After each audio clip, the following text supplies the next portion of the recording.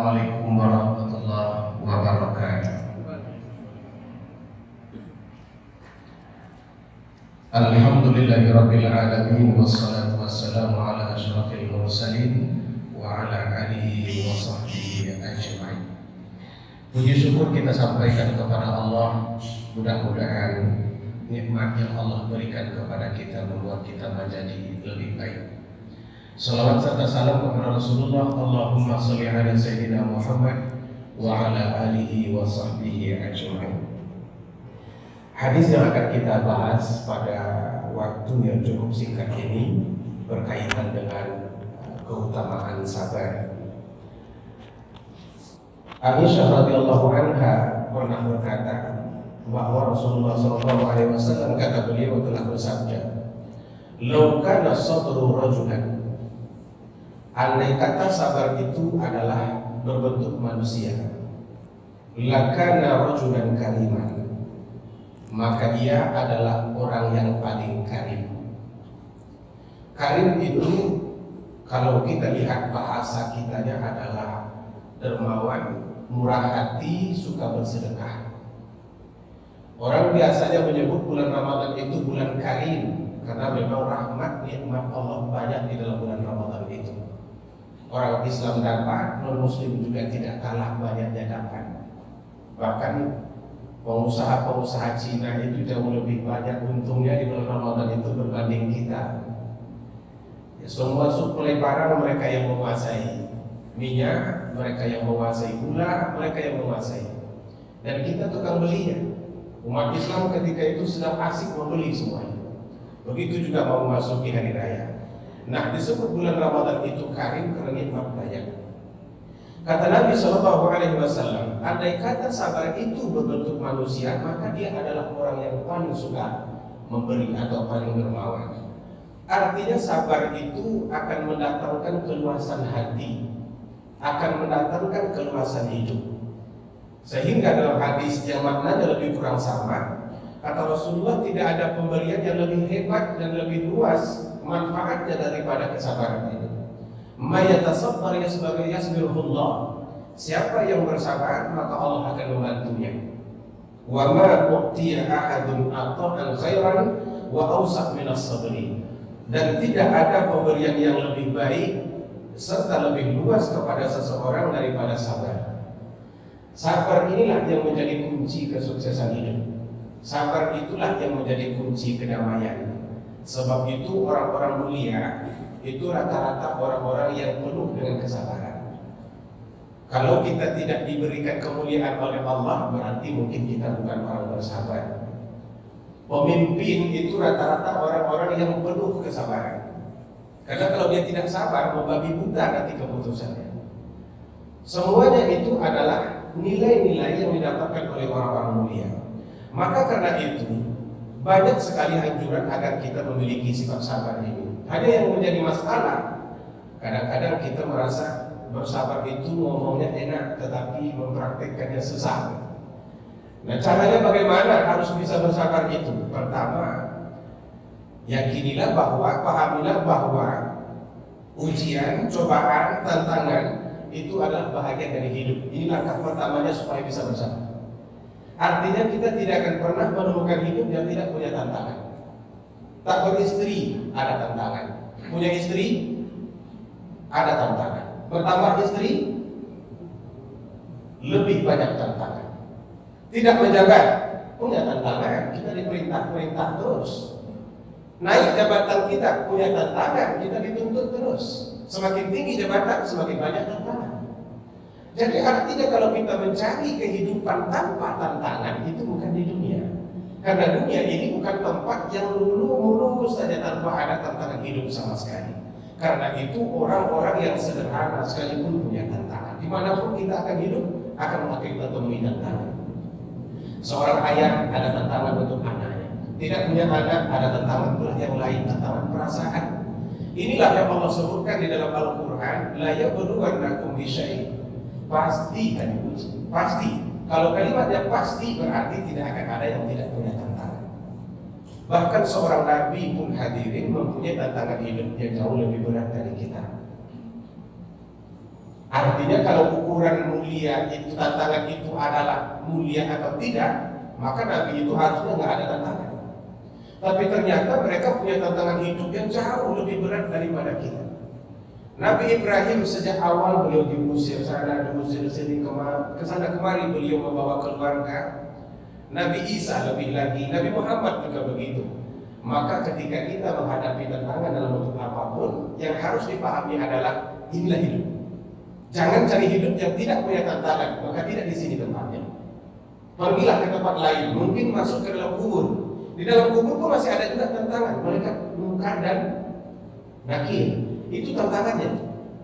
Nah, artinya tantangan itu adalah bawaan kehidupan. Yang kedua, berbaik sangkalah. Berbaik sangka itu akan menjadikan kita orang-orang yang bersabar. Kalau Allah menyebut bahwa tantangan itu ada, pastinya yang dijatuhkan dan yang dibebankan oleh Allah bukanlah bermaksud jelek. Selalunya bermaksud baik. Kita ini milik Allah. Allah bilang, aku paling tahu dengan apa yang dibutuhkan hambaku. Aku juga paling tahu apa yang berbahaya terhadapnya. Maka kadang-kadang kami buat aturan-aturan yang tidak sesuai dengan dirinya. Keinginannya begini, kami alihkan aturan itu begitu modelnya. Tapi yang kami inginkan itu justru lebih baik. Ada orang mengeluh ketika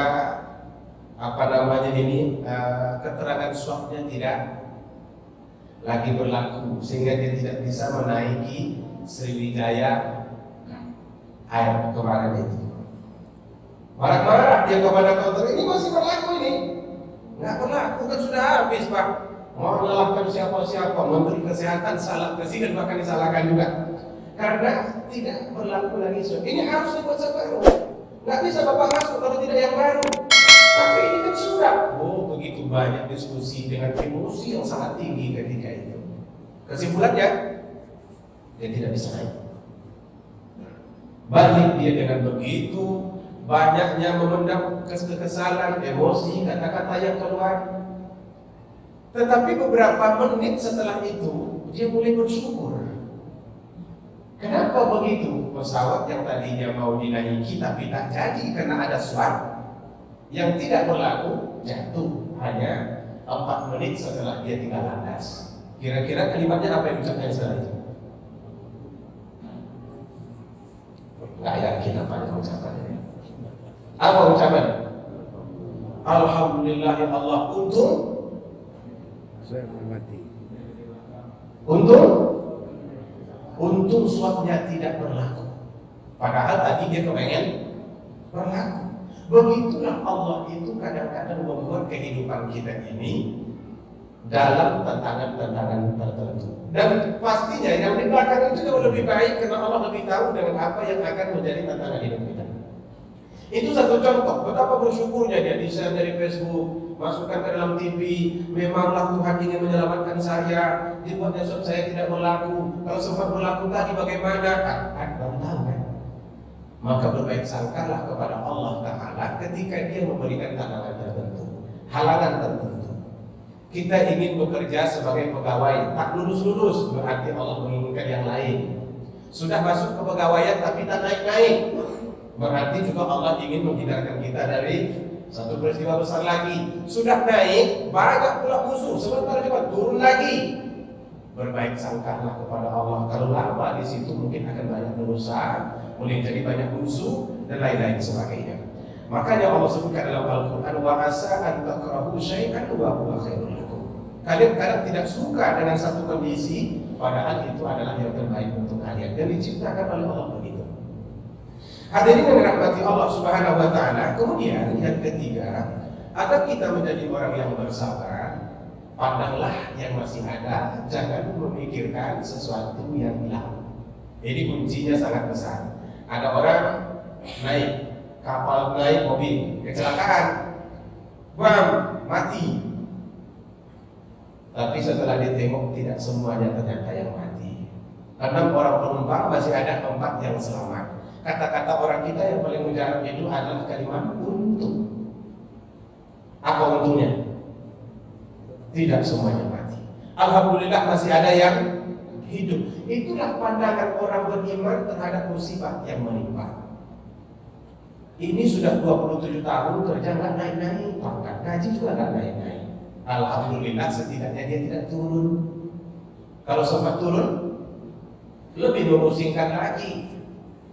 Hari ini kita diuji oleh Allah Subhanahu wa taala dengan penyakit. Penyakit apa namanya? Penyakit angau. Kata orang Melayu, penyakit angau itu gejalanya makan tak kenyang, mandi tak basah, tidur tak nyenyak. Itu biasanya obatnya harus menikah lagi. Kalau tidak menikah lagi, tidak mau diobati. Itu penyakit angau. Ada penyakit pada diri kita, padahal sesuatu yang lebih dari itu. Kita baru sekadar penyakit jantung katanya masih bisa dirawat. Ada orang lain yang tak bisa dirawat, begitu datang jantungnya mati langsung. Alhamdulillah baru jantung, ya Allah. Sekarang ini kalau sudah satu penyakit datang, berjangkit kepada penyakit yang lain. Tidak normal aliran darah di dalam ini bagian belakang buah pinggang, mulai ke kencing manis larinya sampai ke paru-paru lahirnya hingga ke jantung. Semuanya lari kemana-mana. Alhamdulillah saya berusaha. Kalau sempat 10 bulan penyakit di sini semua serba tidak bisa, maka itu akan membuat kita menjadi lebih bersabar. Kemudian yang keempat, yang harus kita miliki pandangan bahwa dan keyakinan apa yang menjadi milik kita itu pasti akan sampai. Jangan khawatir, pasti akan sampai. Cepat atau lambat, dia akan sampai. Sekalipun kadang-kadang jalannya berliku-liku.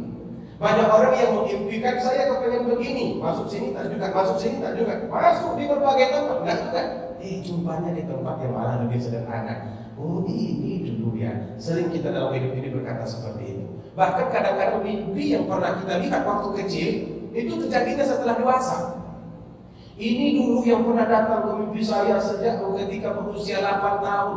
8 tahun sekarang 80 tahun. Apa mimpinya itu? Menikah lagi setelah 80 tahun. Dan calonnya itu 19 tahun pula.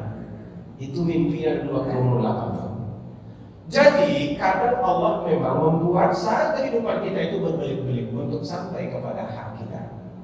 Tuan-tuan ketika mau menjabat sebagai anggota dewan, kalau ada anggota dewan di dalam ini, jika memang kursi itu milik tuan-tuan, tuan-tuan akan sampai juga ke situ. Apapun caranya, Allah tahu gitu.